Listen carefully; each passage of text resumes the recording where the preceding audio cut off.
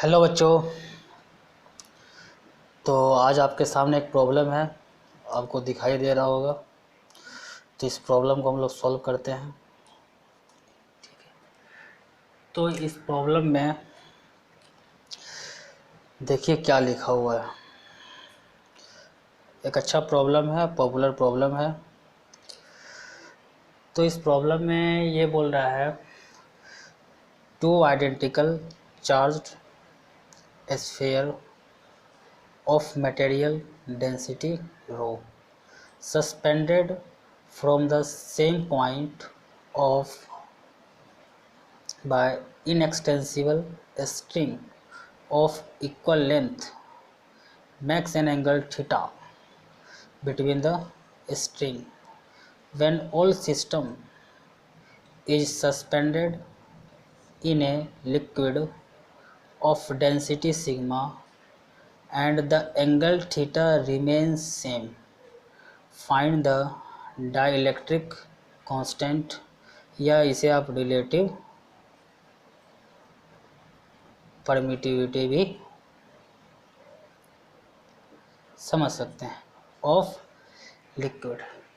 तो इस प्रॉब्लम को ये कह रहा है कि आपके पास दो स्फीयर है। देखिए इसका सॉल्यूशन करते हैं। यहाँ पे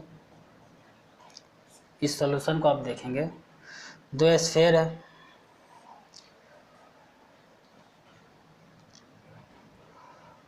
इसे suspended from the same point by inextensible string of equal length, दोनों का लेंथ आपका यहाँ पे सेम है।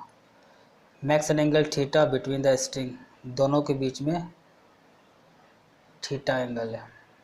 ठीक है, आपको ये पता है कि कल आपको इस प्रॉब्लम में सॉल्व किए थे, तो आपको एक चीज़ था कि जब इसका एबीडी हम बनाते हैं तो नीचे mg लगता है। ठीक है, इधर आपका एक इलेक्ट्रिक फोर्स है, इधर आपका एक टेंशन T है। जब कंपोनेंट ब्रेक किए थे तो चूंकि ये बीच का एंगल थीटा है, रिमेंस कांस्टेंट है, तो फॉर सिंप्लिसिटी के लिए बीच का एंगल हम 2 थीटा मान लेते हैं, कोई दिक्कत नहीं है, ताकि इसका जो हाफ एंगल हो वो थीटा हो जाए। क्या हो जाए? थीटा। तो आप देखें तो ये थीटा है, तो ये भी आपका थीटा है। तो आपको आया था टी साइन थीटा, वो एफ ई के इक्वल था, और T cos theta M G के इक्वल था। तो जब आप डिवाइड किए थे तो आया था tan theta equals to F E by M G. तो ये जो पॉइंट है ना, इस पॉइंट को आप डायरेक्ट यूज़ भी कर सकते हैं कई प्रॉब्लम में, क्योंकि यहाँ पे tan theta equals to F E by M G. F E आपका इलेक्ट्रोस्टैटिक फोर्स है, एम जी आपका ग्रेविटेशनल फोर्स है, और टेन थीटा जो है दोनों के बीच का स्ट्रिंग का एंगल है, हाफ एंगल यहाँ पर है। ठीक है, तो आप ये डायरेक्ट यूज़ कर सकते हैं। यदि इस प्रॉब्लम में थीटा है तो अब थीटा लेंगे तो ये थीटा बाई 2 हो जाएगा, तो ये आ जाएगा आपका टेन थीटा बाई 2। ठीक है, तो आप इस प्रॉब्लम को डायरेक्ट आप यूज़ कर सकते हैं इस फार्मूला को। तो आप देखिए यहाँ पे कि अब प्रॉब्लम ये क्या किया गया, इस पूरे सिस्टम को एक लिक्विड में सबमर्ज कर दिया गया है, और उस लिक्विड का जो डेंसिटी है वो डेंसिटी आपका सिग्मा है। तो आप यहाँ सोचिए कि जब किसी लिक्विड में इस सिस्टम को सबमर्ज करेंगे तो इसके बीच का जो मीडियम है वो आपका एयर से चेंज हो जाएगा। ठीक है, तो मान लीजिए उस लिक्विड का डाइलेक्ट्रिक कांस्टेंट K है। आप कंसीडर कर लीजिए, consider dielectric constant of liquid जो पूछा जा रहा है वो आप K मान लीजिए। तो आप देखिए कि जो आपको पता है कि डाइलेक्ट्रिक मीडियम या कोई मीडियम जिसका रिलेटिव परमिटिविटी एप्सिलॉन r है, इसको में इंसर्ट करने से फोर्स की वैल्यू रिड्यूस हो जाती है। तो यहाँ पे आपका जो इलेक्ट्रोस्टैटिक फोर्स है ये आपका चेंज हो जाएगा। ठीक है, और आप बेहतर जानते हैं कि वो कितना चेंज होगा, वो एफ ई बाई के हो जाता है। ठीक है, अब लेकिन लिक्विड में इस सिस्टम को सबमर्ज करने से इसका मास है, तो यहाँ पे केवल mg लग रहा था, और यहाँ पे जो एयर का जो अपथ्रस्ट फोर्स है वो हम यहाँ पे इग्नोर कर रहे थे। बट ऐसा नहीं कि यहाँ पर एयर का थ्रस्ट फोर्स नहीं लग रहा है, उसको आप इग्नोर कर रहे हैं mg के रिस्पेक्ट में।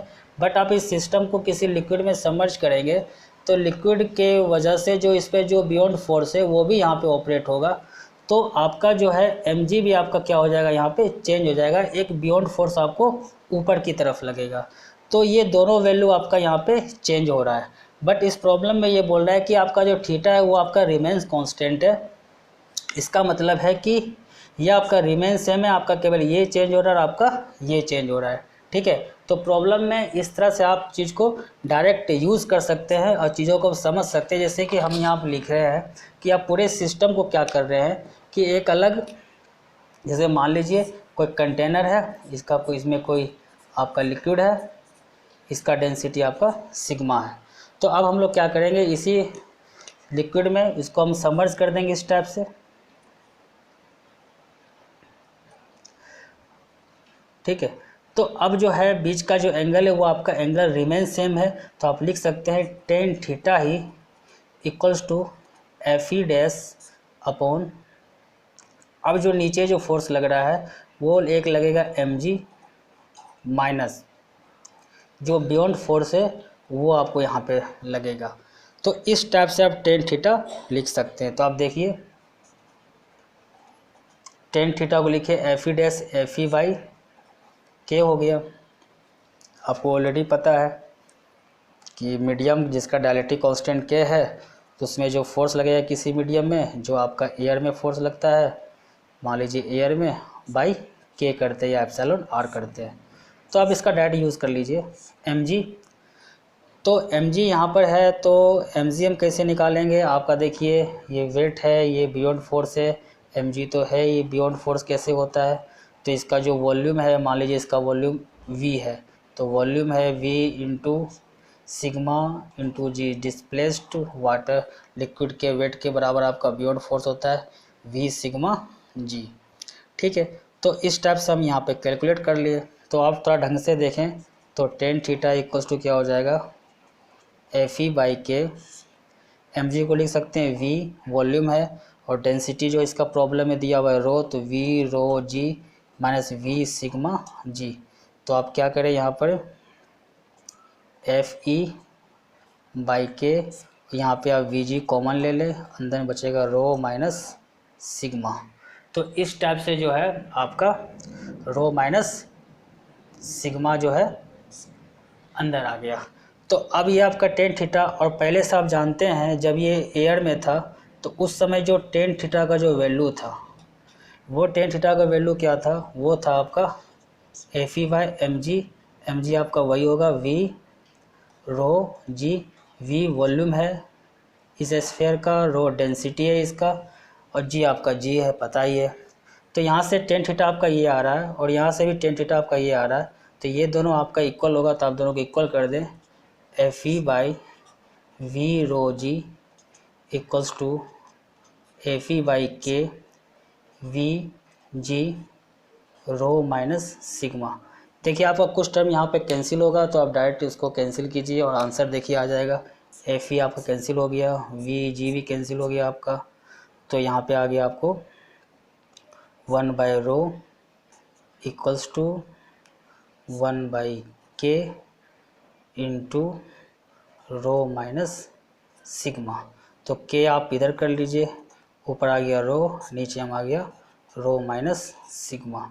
तो इस टाइप से आप लिक्विड का डाइलेक्ट्रिक कांस्टेंट आप कैलकुलेट कर सकते हैं।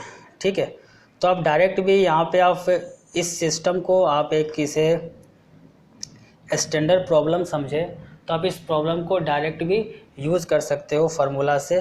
देखिए आपको पता है कि के का जो वैल्यू होता है वो हमेशा ग्रेटर देन 1 होता है, तो आपको जो स्फीयर लिया जाएगा उसका भी आपको डेंसिटी दिया हुआ रहेगा, और जो लिक्विड में सबमर्ज करेंगे उस लिक्विड का भी डेंसिटी दिया हुआ रहेगा। ठीक है, तो ऑब्वियस है कि जो स्फीयर है उसकी डेंसिटी ज़्यादा होगा, लिक्विड डेंसिटी आपका कम होगा।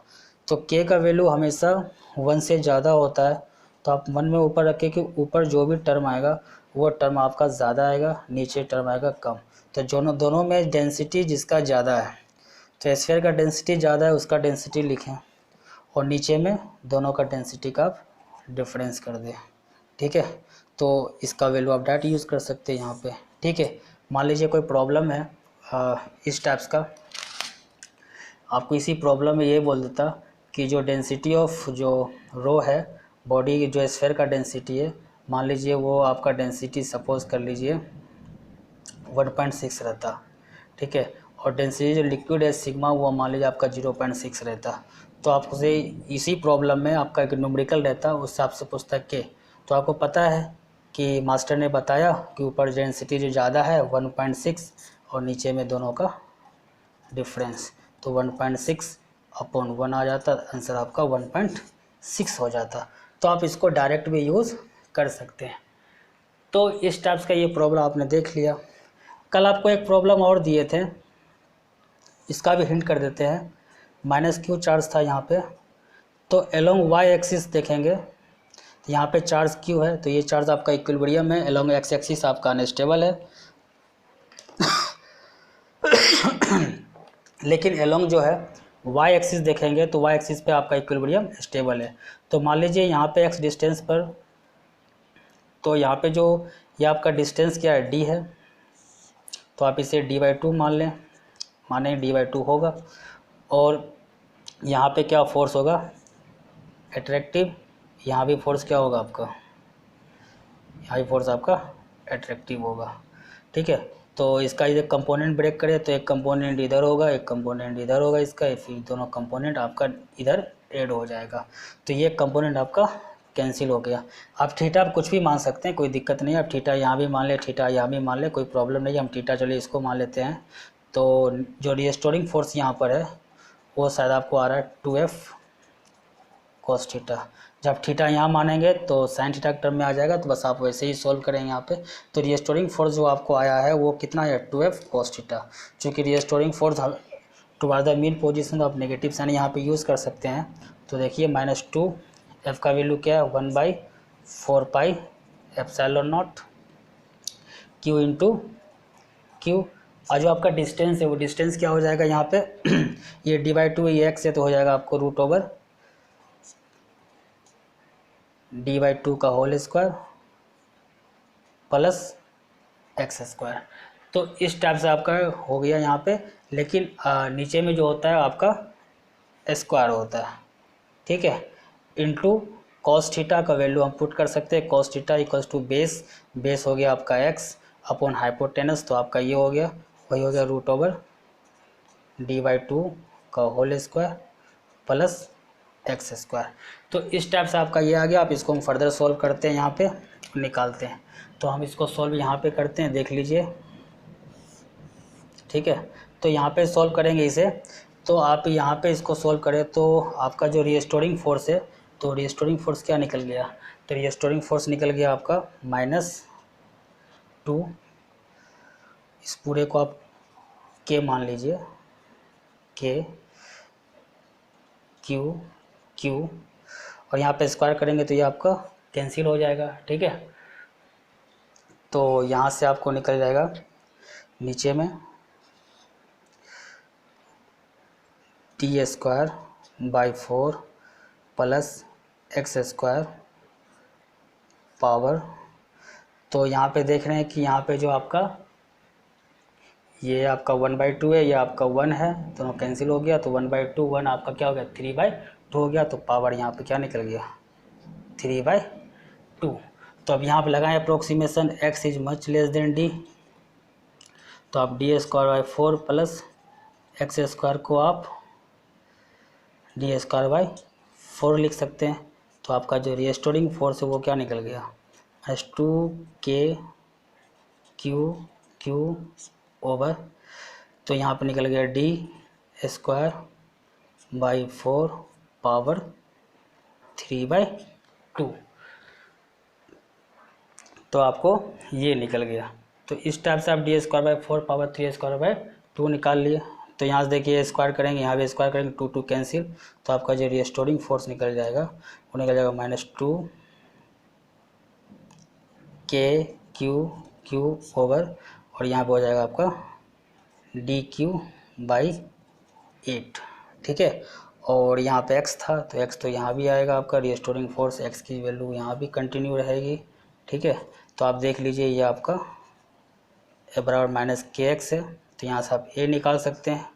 तो a equals to minus omega square, X से आपको ओमेगा निकल जाएगा, तो टाइम पीरियड क्या हो जाएगा 2 पाई बाई ओमेगा। तो यहाँ से आप इसका टाइम पीरियड सॉल्व कर सकते हैं। Okay, thank you.